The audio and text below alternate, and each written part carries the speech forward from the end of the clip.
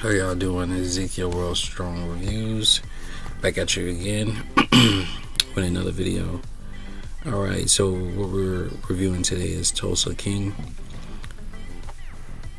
And let's just go right into it. So Tulsa King, you probably already know, everybody probably already knows, Rotten Tomato gives it a 79%, and I can pretty much agree it's good. You know, I like it. It's good. I give it a solid rating of 8 out of 10. I'm gonna be honest with you, I give it 8 out of 10, not necessarily for the story, just for Mr. Stallone here. So these are one of the shows where I didn't know I was waiting for Sylvester Stallone to play a gangster. So this is a gangster film or TV series. And okay, let me go into the plot now. So Sylvester Stallone serves a 25-year bent. You pretty much just see it right here, 25-year bent for something that he didn't do. The family that the mafia or the family that he now works for is pretty much ran by the son. The father right here, Pete, Alan Pearson plays the father, is very sick. You know, him and Sylvester Stallone's character Dwight were basically general. Sylvester Stallone being the general, being the muscle, being the enforcer, and the boss were kind of like brothers. The son has some insecurity issues. You can tell by the wig that he wears. The son is played by Dominique here, and Dominique does a very good job.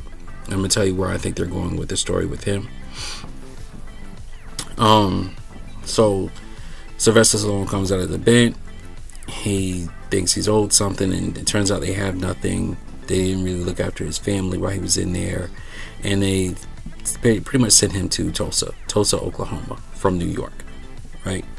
And that's pretty much the premise in the whole story, pretty much the premise of the story thus far. So when Sylvester Stallone's character Dwight gets there, he goes right to work, and I can kind of appreciate that. Like, as soon as he gets off the airplane, he sees a legal marijuana business, and that's it. He observes, he figures out what he wants to do, and he goes. He goes in, talks to the owner, which is played by Martin Starr here, and tells him this is what it's going to be, and I'm going to be your muscle. I'm going to make sure nobody messes with you. And Baudier's like, nobody messes with me now. Like, what you mean? He said, this is what it's going to be. And I can really appreciate that. You know what I'm saying? Really appreciate that. Going back to Sylvester's character, I did not understand or realize I was looking for Sylvester Stallone to play a gangster. Like, it's so natural. I'm not gonna say natural, but he's very smooth at it, and I think the charisma of his character is what draws us in and why people like it. You know what I'm saying? The story, like I said, he's exiled. He's gonna go do his own thing, and of course, when he does his own thing, he served 25 years. It's been a long time since he's been out. He has to get used to the culture, but for the most part, it's a straightforward story. I like the fact that Taylor Sheridan is co-writer with this. This is the gentleman who write and pretty much direct Yellowstone. What is it? 1820, 1883, 1923, and then I feel like I'm missing one. Mayor of Kingstown. So he does all that. He does all that. So this series is a standout. I believe it should go for another 2 seasons, written correctly. If Sheridan doesn't get too stretched out with everything, it should go for another 2 seasons. Definitely, I can see 2 seasons easily.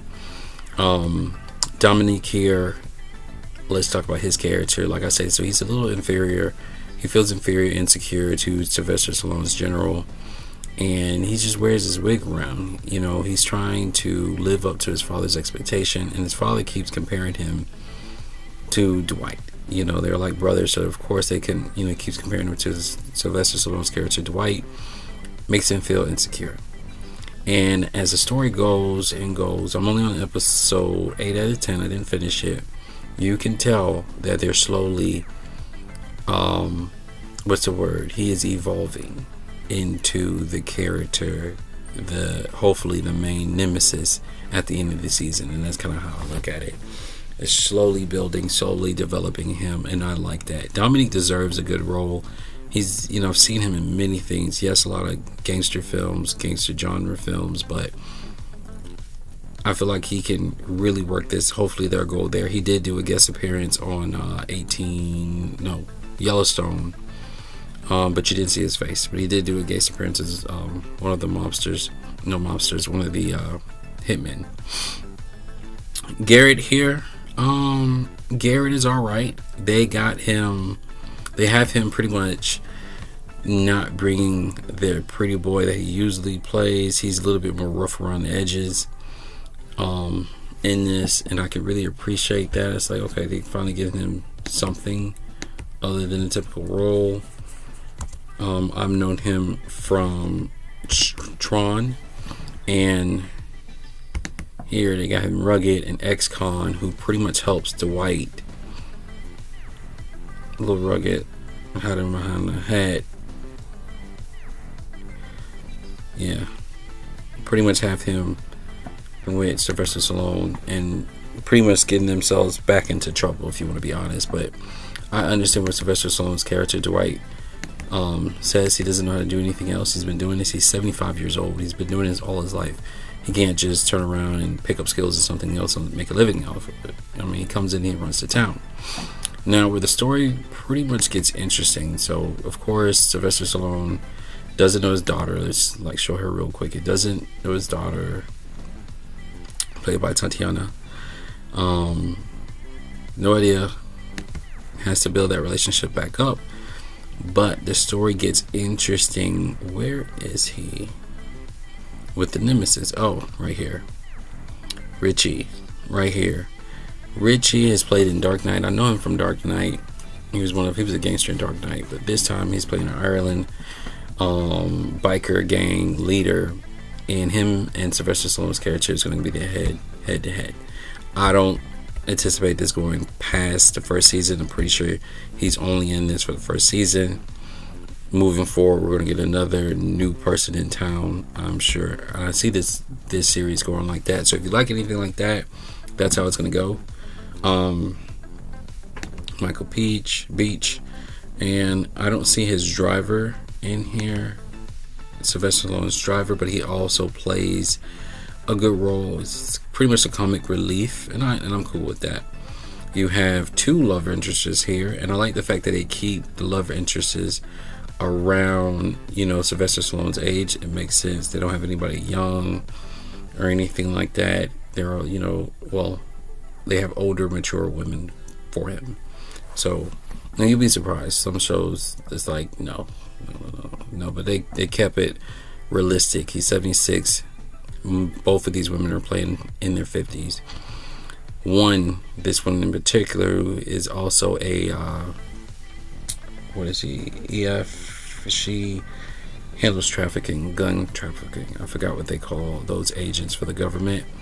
When she found out how old he was, she kind of freaked out. But that's pretty much it. That's all I have for you. I haven't finished the last 2 episodes yet. I was kind of saving it for the green light for season 2. They gave the green light for season 2, so I'm gonna go ahead and finish it up. If you haven't seen Tulsa King, I highly recommend you go ahead and watch it. It is very good. Sylvester Stallone is very good. I'm pretty sure you will enjoy it. It is a mobster gangster film, so keep that in mind. If you're not into anything like that, then still watch it, but watch it for Sylvester Stallone and Dominique here. Alright, Real Strong Reviews.